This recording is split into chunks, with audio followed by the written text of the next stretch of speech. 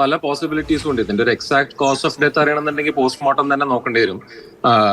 പക്ഷെ most importantly എനിക്ക് ഒന്ന് രണ്ട് കാര്യങ്ങൾ എനിക്ക് അറിയാത്തത് എന്താണെന്ന് വെച്ച് കഴിഞ്ഞാൽ, ഓഫ് കോഴ്സ് ലൈവ് റിപ്പോർട്ട് ചെയ്ത് നിങ്ങൾക്ക് എന്നേക്കാൾ ബെറ്റർ ഇൻഫർമേഷൻ ഉണ്ടാവും ഇതിനെപ്പറ്റി. അപ്പം ഇതില് ഈ നമ്മൾ മയക്കുവെടിക്ക് ഉപയോഗിക്കുന്ന മരുന്ന് വളരെ സേഫ് ആയിട്ടുള്ള ഒരു മരുന്നാണ്. പക്ഷെ അതേസമയം അതിന് ചില റിയാക്ഷൻസ്, ഇപ്പൊ ഹൈപ്പർ തെർമിയ എന്ന് പറയാറുണ്ട്. അതായത് ബോഡി ടെമ്പറേച്ചർ സാധാരണ കൂടാതെ ശരീര താപനില ഉയരുന്ന ഒരു സാഹചര്യം ഉണ്ടാവാറുണ്ട് മയക്കുവെടി വെച്ച് കഴിഞ്ഞാൽ. അപ്പൊ അതുകൊണ്ട് തന്നെ മയക്കുവെടി വെക്കുമ്പോൾ അതിനനുസരിച്ച് ആനയെ തണുപ്പിച്ചു കൊടുക്കുന്ന ഒരു കാര്യം നിർബന്ധമായിട്ടും ചെയ്യാറുണ്ട് സ്വതവേ. അതെ അതെ അതെ. പിന്നെ അതില് രണ്ടാമത്തെ ഒരു കാര്യം എന്താന്ന് വെച്ച് കഴിഞ്ഞാല്, ഈ ആന ഇത്രയധികം ദൂരം എത്ര ദിവസം കൊണ്ട് ഇത്ര ദൂരം നടന്നു എന്നുള്ളതിന് അതിന്റെ റേഡിയോ കോളർ ഡേറ്റ എടുത്ത് നോക്കേണ്ടി വരും. പക്ഷേ മറ്റേ മോസ്റ്റ് ഇമ്പോർട്ടന്റ് കാര്യം എന്താന്ന് വെച്ച് കഴിഞ്ഞാൽ, ഇന്നലെ രാവിലെ ഏകദേശം 7 മണി മുതൽക്ക് വൈകുന്നേരം വരെ ഈ ആന ഓപ്പണിലാണ് നിൽക്കുന്നുണ്ടായിരുന്നത്. അപ്പോ അത്രയും നേരം ആന, മറ്റത് ഈ ആന എന്ന് പറഞ്ഞു കഴിഞ്ഞാൽ ഒരു ദിവസം ഏകദേശം 250 ലിറ്റർ വെള്ളം കുടിക്കുന്ന ഒരു മൃഗമാണ്. അപ്പൊ രാവിലെ മുതൽക്ക് വൈകുന്നേരം വരെ വെള്ളം കുടിക്കാതെ നിൽക്കുന്ന ഒരു ആന എന്ന് പറഞ്ഞു കഴിഞ്ഞാൽ നമുക്ക് നിർജ്ജലീകരണത്തിന്റെ ഒരു സാധ്യതകളും തള്ളിക്കളയാൻ പറ്റില്ല.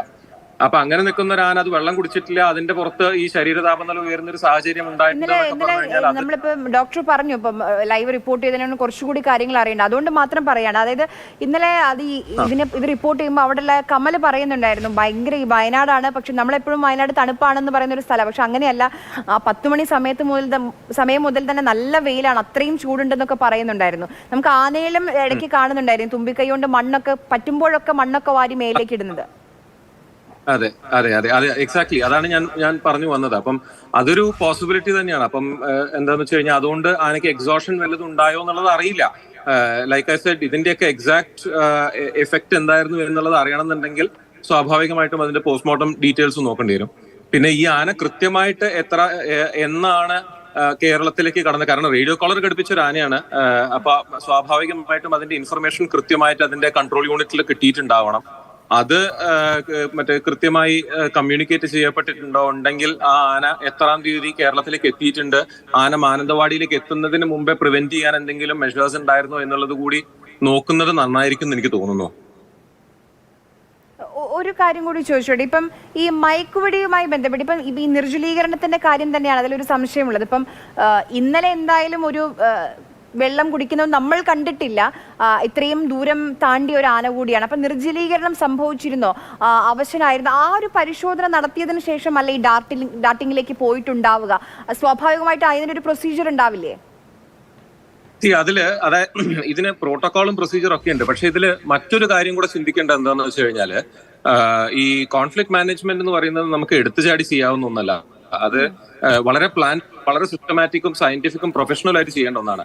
പക്ഷേ ഈ ഇങ്ങനെയുള്ള സന്ദർഭങ്ങൾ എന്താ പറ്റുന്നതെന്ന് വെച്ച് കഴിഞ്ഞാൽ, എൻറ്റയർ ടീമിന്റെ അല്ലെങ്കിൽ എൻറ്റയർ വനം വകുപ്പിന്റെ മുകളിൽ അസാധാരണമായ തരത്തിലുള്ള പ്രഷറാണ് പലപ്പോഴും വരാറുള്ളത്. അത് മറ്റേ പബ്ലിക് പ്രഷർ ആവാം, അല്ലെങ്കിൽ പൊളിറ്റിക്കൽ പ്രഷർ ആവാം, എന്ത് പ്രഷറാന്നുള്ളത് എനിക്കറിയില്ല.